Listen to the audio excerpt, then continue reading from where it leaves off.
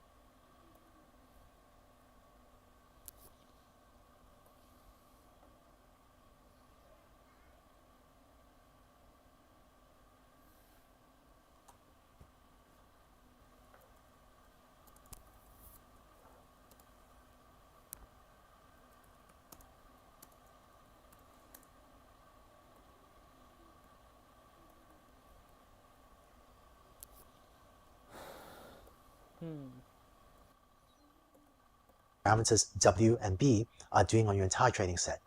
Now, let's talk about how you can use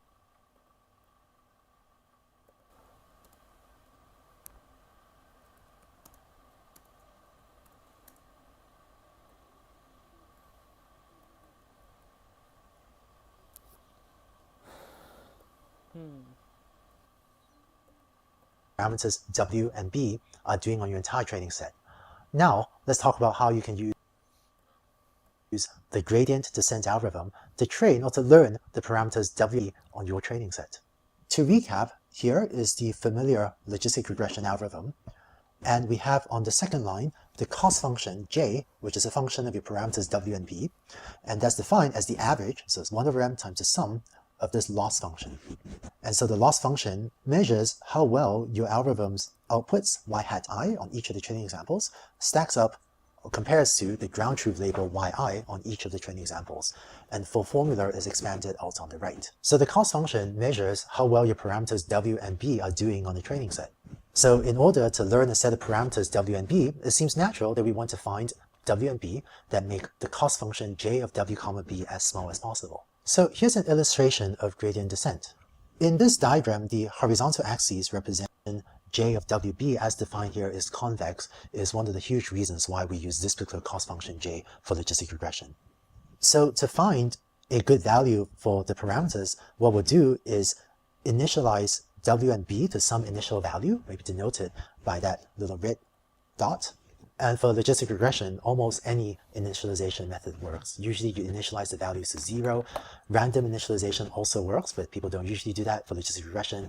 But because this function is convex, no matter where you initialize, you should get to the same point, or roughly the same point. And what gradient descent does is it starts at that initial point and then takes a step in the steepest downhill direction. So after one step of gradient descent, you might end up there, because it's trying to take a step downhill in the direction of steepest descent, or as quickly downhill as possible. So that's one iteration of gradient descent. And after 2 iterations of gradient descent, you might step there, 3 iterations, and so on. I guess this is now hidden by the back of the plot until eventually, hopefully you converge to this global optimum, or get to something close to the global optimum. So this picture illustrates the gradient descent algorithm. Let's write out a bit more of the details. For the purpose of illustration, let's say that there's some function j of w that you want to minimize, and maybe that function looks like this. To make this easier to draw, I'm going to ignore b for now, just to make this a one-dimensional plot instead of a high-dimensional plot. So gradient descent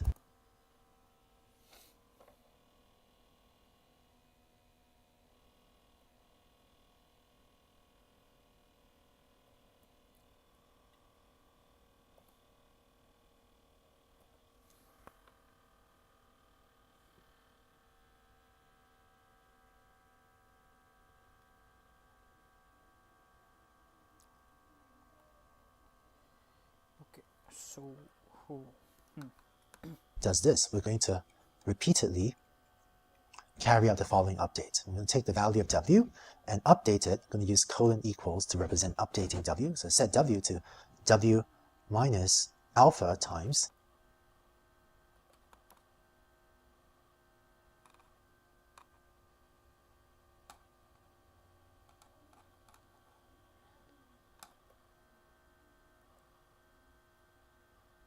and this is a derivative d of jw dw. So set w, carry out the following update. I'm going to take a plot instead of a high dimensional plot. So gradient descent does this. We're going to repeatedly carry out the following update. I'm going to take the value of w and update it. I'm going to use colon equals to represent updating w. So set w to w minus alpha times, and this is a derivative d of jw dw. And we'll repeatedly do that until the algorithm converges. So a couple points in the notation. Alpha here is the learning rate and controls how big a step. Here is the learning rate of alpha times, and this is a derivative d of jw dw. And we'll repeatedly do that until the algorithm converges. So a couple points in the notation. Alpha here is the learning rate and controls times, and this is a derivative d of jw dw. And we'll repeatedly do that until the algorithm converges. So a couple points in the notation. Alpha here is the learning rate and controls how big a step we take on each iteration of gradient descent. We'll talk later. Okay, so इसमें पता है क्या है? तो इसमें एक graph है जो कि हमें बता रहा है कि हमारी एल्गोरिथम कहाँ कन्वर्ज होएगी, और वो लर्निंग रेट के हिसाब से हमें कैलकुलेट करता रहेगा कि हमारा ग्राफ कहाँ कन्वर्ज होएगा. ठीक है, तो अब इसके लिए एक एल्गोरिथम भी है, जैसे कि W, जैसे कि इसने बताया W minus alpha D J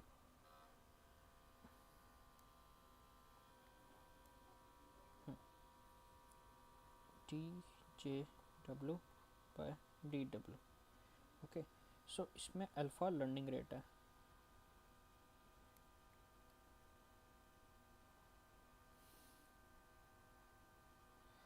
learning rate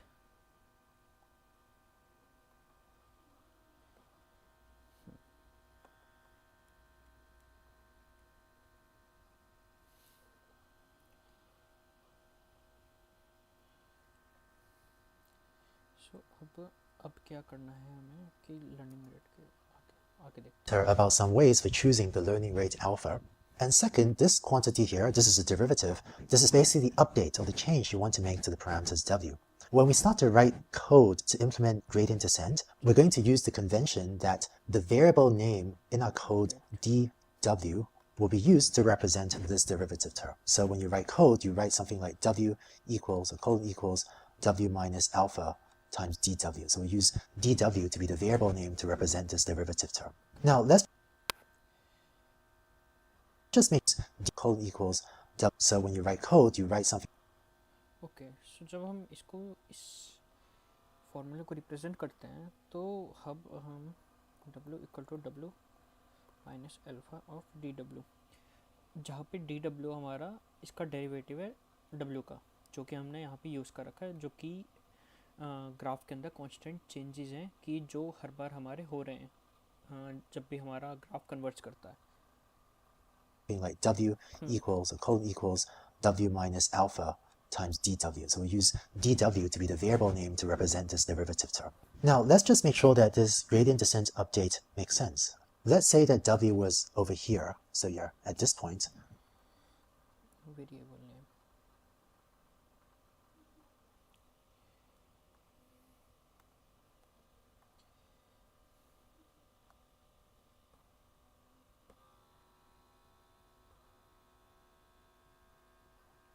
On the cost function j of w. Remember that the definition of a derivative is the slope of a function at the point. So the slope of a function is really, the height.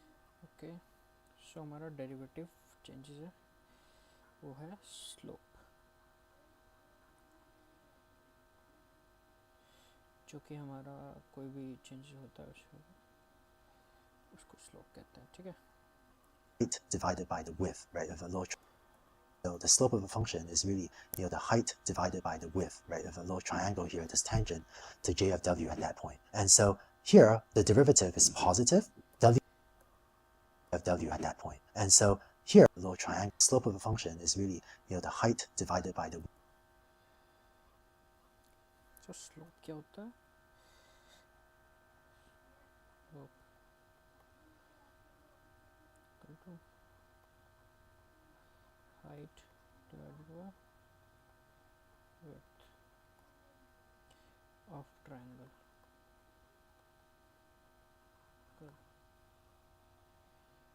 Width, right, of a low triangle here, this tangent to j of w at that point. And so here, the derivative is positive. W gets updated as w minus a learning rate times the derivative. The derivative is positive, and so you end up subtracting from w. So you end up taking a step to the left. And so gradient descent would, make your algorithm slowly decrease the parameter if you had started off with this large value of w. As another example, and so you end up subtracting rate times the derivative gets updated as, and so here the derivative is positive. W gets updated as w minus a learning rate times the derivative. The derivative is positive, and so you end up subtracting from w. So you end up taking a step to the left. And so gradient descent would, make your algorithm slowly decrease the parameter if you had started off with this large value of w. Okay okay okay, अब समझ आ गया. अब मैं बताता हूँ कैसे simple explain करता हूँ उसको. ठीक है, ये हमारा ग्राफ है.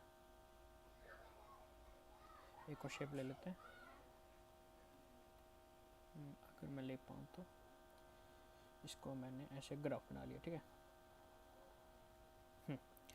अब हमारा जैसे ही फॉर्मूला भी लिख लेता हूँ, w equal to w minus alpha D J W by D W. ठीक है, अब यहाँ पे हमारा जे डब्ल्यू है. जे डब्ल्यू हमारी स्लोप है. ठीक है, अब nice.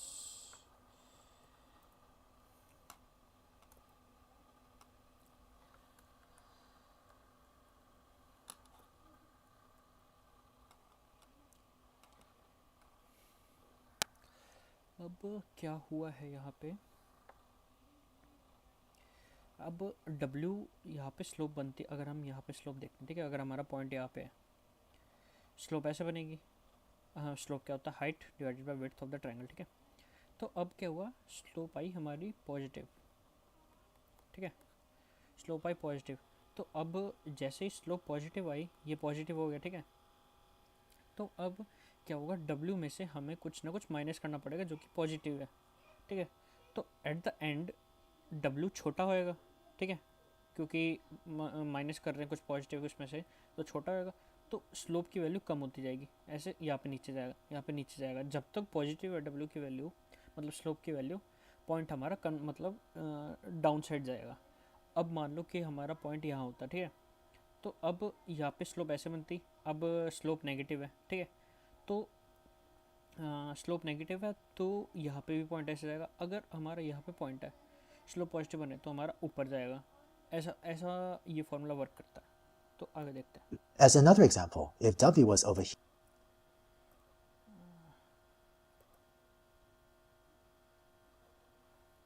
here, then at this point, the slope here, or dj dw, will be negative. And so the gradient descent update would subtract alpha times a negative number, and so end up slowly increasing W. So you end up times a negative number, and so end up slowly increasing W. So you end up making W bigger and bigger with successive iterations of gradient descent, so that hopefully, whether you initialize on the left or on the right, gradient descent will move you towards this global minimum here. If you're not familiar with derivatives or with calculus and what this term dj of W dw means, don't worry too much about it. We'll talk some more about derivatives in the next video. If you have a deep knowledge of calculus, you might be able to have a deeper intuitions about how neural networks work. But even if you're not that familiar with calculus, in the next few videos, we'll give you enough intuitions about derivatives and about calculus that you'll be able to effectively use neural networks. But the overall intuition for now is that this term represents the slope of the function. And we want to know the slope of the function at the current setting of the parameters so that we can take these steps of steepest descent, so that we know what direction to step in order to go downhill on the cost function j.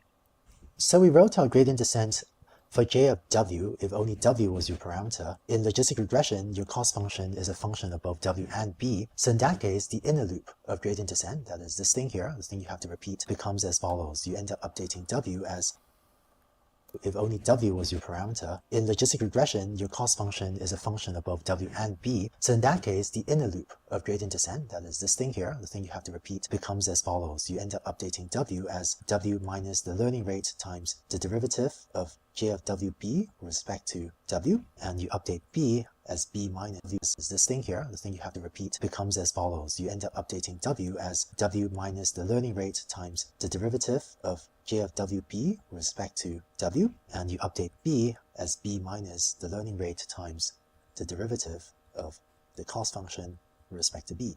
So these two equations at the bottom are the actual update you implement. As an aside, I just want to mention one notational convention in calculus that is a bit confusing to some people. I don't think it's super important that you understand calculus, but in case you see this, I want to make sure that you don't think too much of this, which is that in calculus, this term here, we actually write as follows with that funny squiggle symbol.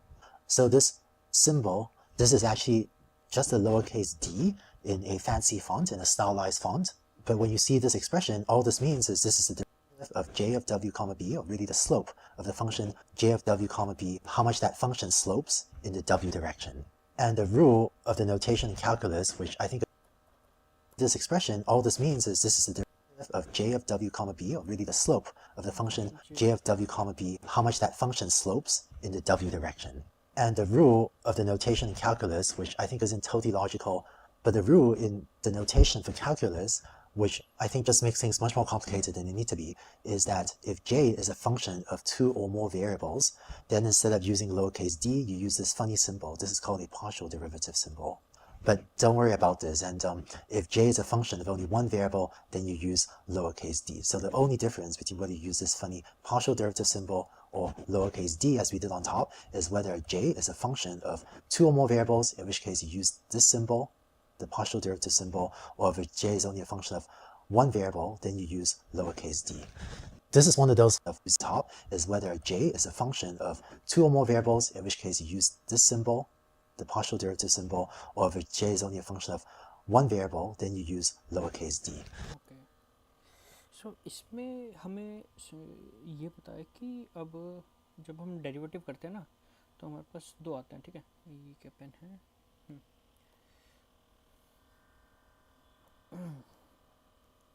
तो अब हमारे पास दो symbol आते हैं जब हम कोई भी डेरिवेटिव यूज़ करते हैं। जैसे मान लो D J divided by D W, okay. और एक है partial derivative of J of W B comma, ठीक है। सो एक है, ये है पार्शियल डेरिवेटिव,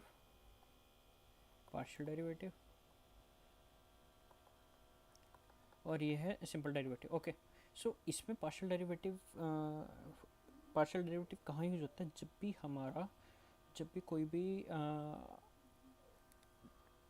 जब भी हम डिफ्रेंशिएशन करते हैं जिसमें अगर एक वेरिएबल से ज़्यादा हो, मतलब दो वेरिएबल हो या और भी वेरिएबल हो, तो हमारा पार्शियल डेरिवेटिव का ये वाला सिंबल यूज होता है।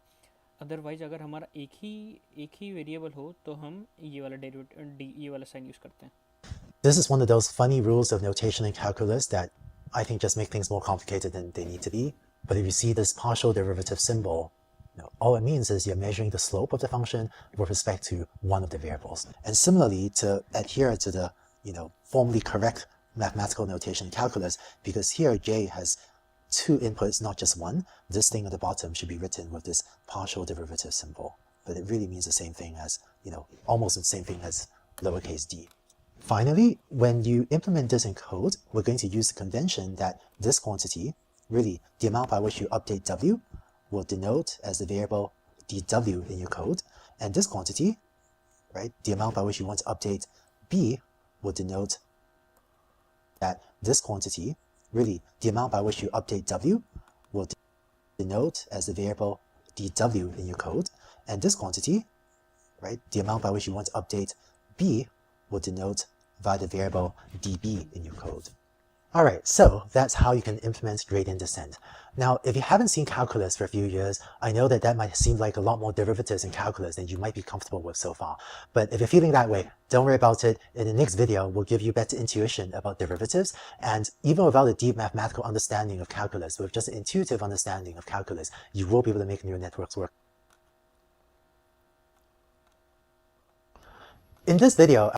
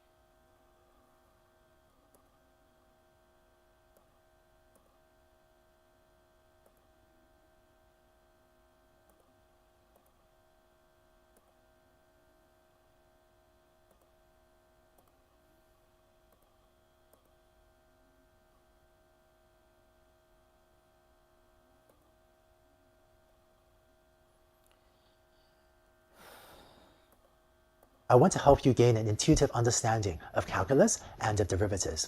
Now, maybe you're thinking that you haven't seen calculus since your college days, and depending on when you graduated, maybe that was quite some time back. Now, if that's what you're thinking, don't worry. You don't need a deep understanding of calculus in order to apply neural networks and deep learning very effectively.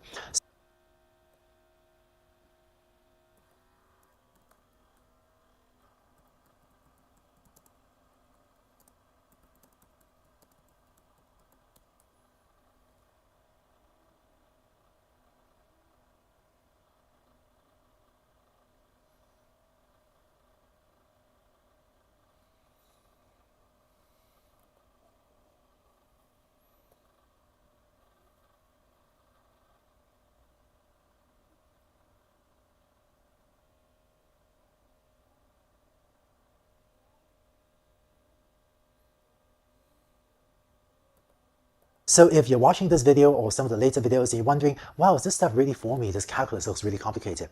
My advice to you is the following, which is that watch the videos, and then if you could do the homeworks and complete the programming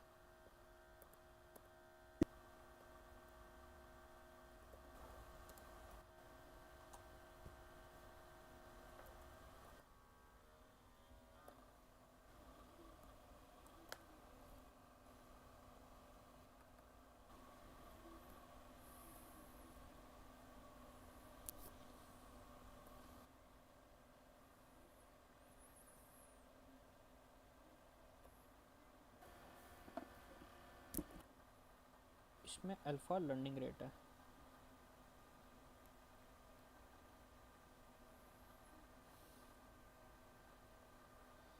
learning rate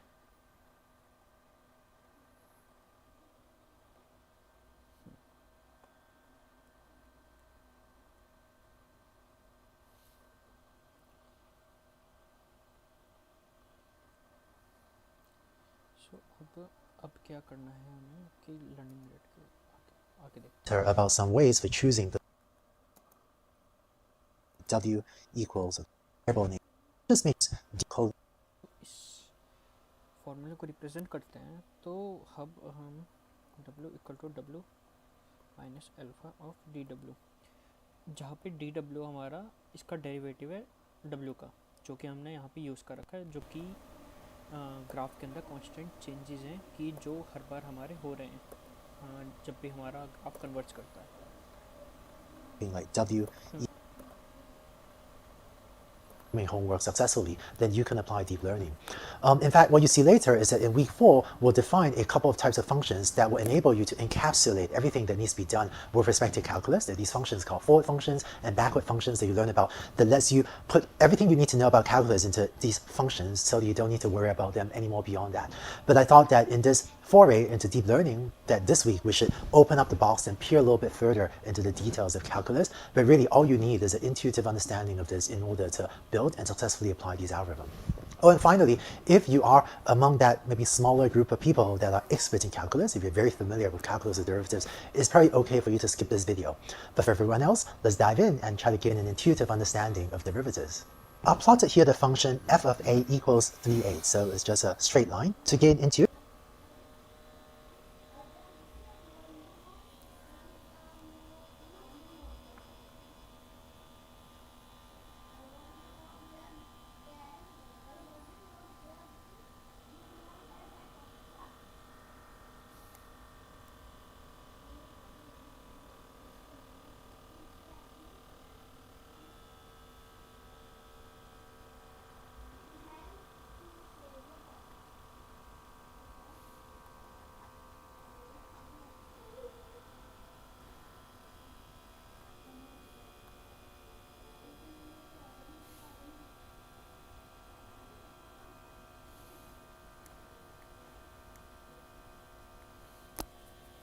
about derivatives, let's look at a few points on this function. Let's say that a is equal to 2. In that case, f of a, which is equal to 3 times a, is equal to 6. So if a is equal to 2, then f of a will be equal to 6. Let's say we give the value of a, just a little bit of a nudge. I'm going to just bump up a a little bit so that it's now 2.001, right? So I'm going to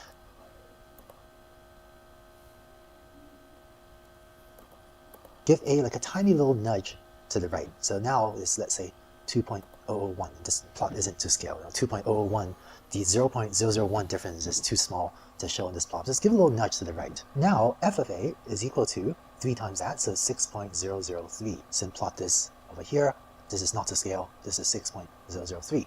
So if you look at this little triangle here that I'm highlighting in green, what we see is that if I nudge a 0.001 to the right, then f of a goes up by 0.003. The amount that f of a went up is 3 times as big as the amount that I nudged a to the right. So we're going to say that the slope, or the derivative, of the function f of a at a equals 2, or when a is equals 2, that the slope is 3. And the term derivative basically means slope. It's just that derivative sounds like a scarier, more intimidating word, whereas slope is a friendlier way to describe the concept of derivative. So whenever you hear derivative, just think slope of the function. And more formally, the slope is defined as the height divided by the width of this little triangle that we have in green. So this is, 0.003 over 0.001, and the fact that the slope is equal to 3, or the derivative is equal to 3, just represents the fact that when you nudge a to the right by 0.001 by a tiny amount, the amount that f of a goes up is 3 times as big as the amount that you nudged a in the horizontal direction. So that's all that the slope of a line is. Now let's look at this function at a different point. Let's say that a is now equal to 5. In that case, f of a, 3 times a, is equal to 15. So let's say I again give a nudge to the right. A tiny little nudge, so it's now bumped up to 5.001. F of a is 3 times that, so f of a is equal to 15.003. And so once again, when I bump a to the right, nudge a to the right by 0.001, f of a goes up 3 times as much. So the slope, again, at a equals 5 is also 3. So the way we write this, that the slope of the function f is equal to 3, we say d f of a dA, and this just means the slope of the function f of a, when you nudge the variable a tiny little amount, this is equal to 3.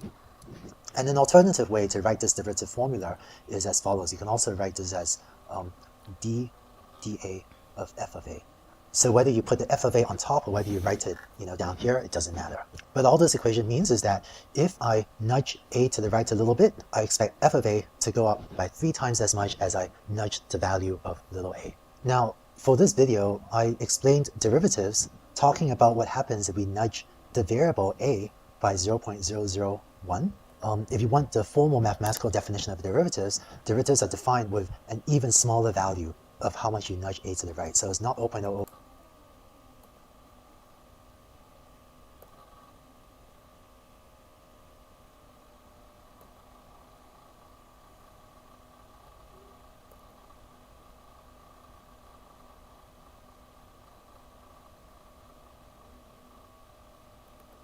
One is not 0.00001, is not 0.00000, and so on. 1 is sort of even smaller than that.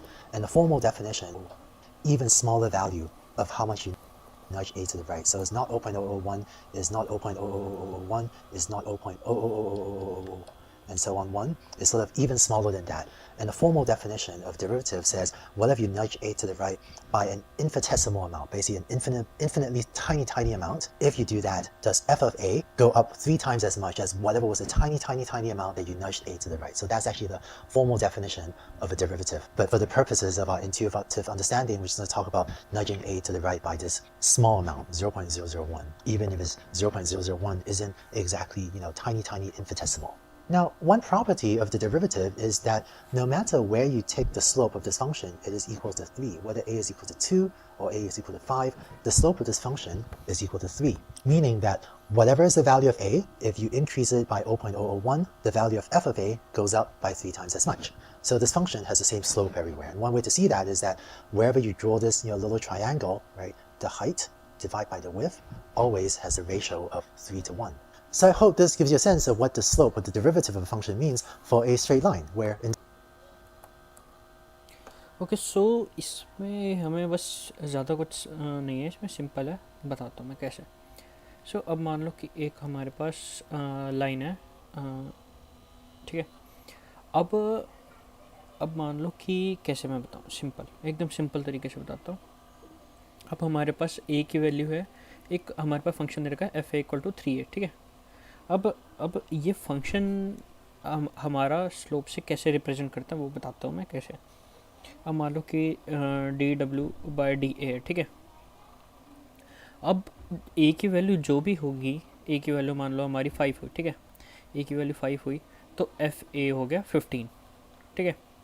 तो वो ए की value हमारी हुई 15, जो कि initial value थी 5.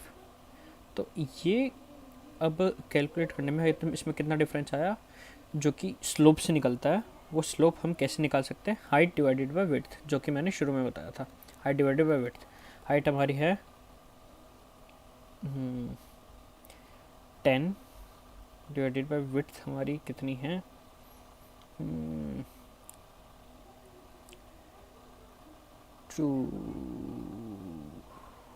5.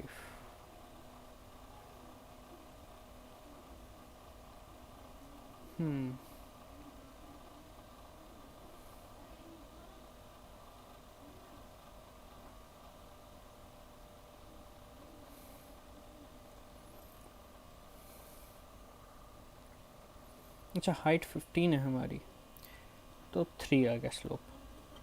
अब 15 थोड़ा ना, ये तो 10 है। अब ए हमारा यहाँ पे नीचे देखते हैं इन्होंने कैसे किया।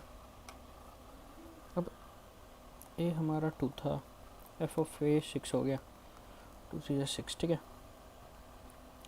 तो अब 6 हाइट कितने हैं, 4 हुआ ना, तो height divided by width, total height 0.06 और 2 4 हो गया है, तो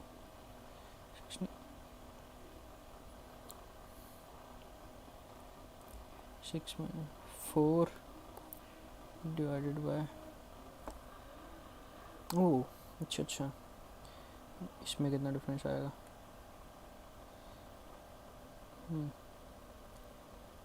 अच्छा, विड्थ नीचे से निकलेगी हमारी, ठीक है।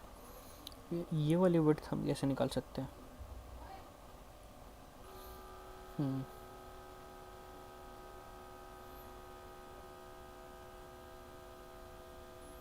अच्छा, वो 3 टाइम्स ही बढ़ेगी वो भी। अच्छा, तो तभी स्लोप, अच्छा ठीक है। अब जैसे एफ एफ ए 6 टाइम्स हुआ है, तो नीचे वाला भी 6 टाइम्स होगा, वो 1 था तो वो 3 हो जाएगा, ठीक है। तो उस हिसाब से हमारा स्लोप निकलती है इस 3, क्योंकि हमारी स्लोप हर बार 3 टाइम्स बढ़ रही है, दोनों तरफ से 3 टाइम्स बढ़ेगा, तो वो नलीफाई हो जाएगा। by the width always has a ratio of 3 to 1. So I hope this gives you a sense of what the slope or the derivative of a function means for a straight line, where in this example, the slope of the function was 3 everywhere. In the next video, let's take a look at a slightly more complex example where the slope of the function can be different at different points on the function.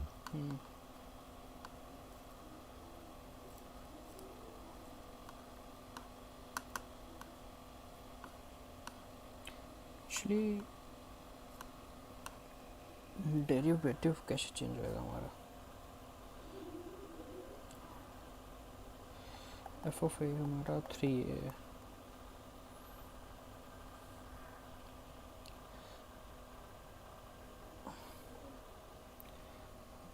यहाँ से value बढ़ रही है,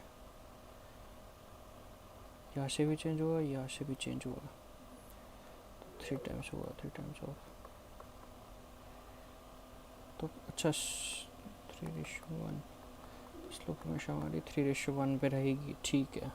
on the straight line the function derivative changes value, हाँ changes as x, straight line function derivatives on a straight line the function derivative change, अच्छा function derivative, हाँ अच्छा इस क्वेश्चन का मतलब समझ गया। तो अब हमारा क्या है कि अब स्ट्रेट लाइन है कोई, ठीक है, तो अब उस पर फंक्शन डेरिवेटिव हमारा चेंज क्यों नहीं होगा, क्योंकि स्ट्रेट लाइन है, स्लोप तो एक टाइम रहेगी ना 3 टाइम्स, क्योंकि अब यहाँ से भी बढ़ रहा है, यहाँ से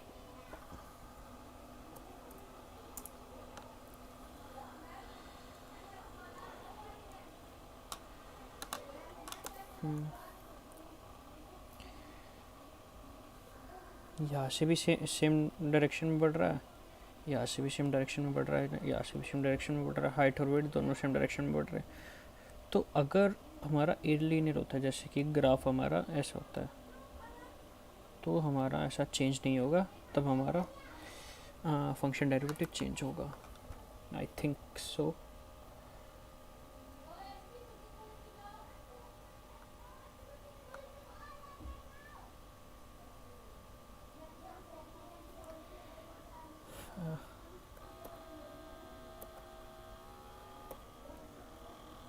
Derivative examples, nice.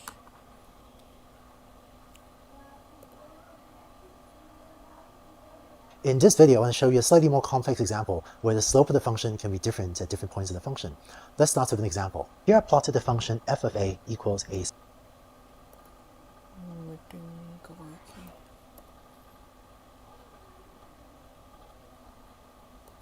squared. Let's again look at the point a equals 2. So a squared, or f of a, is equal to 4. let's nudge a slightly to the right. So now a is equal to 2.001. F of a, which is a squared, is going to be approximately 4.004. It turns out that the exact value, if you pull out the calculator and figure this out, is actually 4.004001. But I'm just going to say 4.004 is close enough. So what this means is that when a is equal to 2, let's draw this on the plot. So what we're saying is that if a is equal to 2, then f of a is equal to 4. And here are the x and y equal to 2. Let's draw this on the plot. So what we're saying is that if a is equal to 2, then f of a is equal to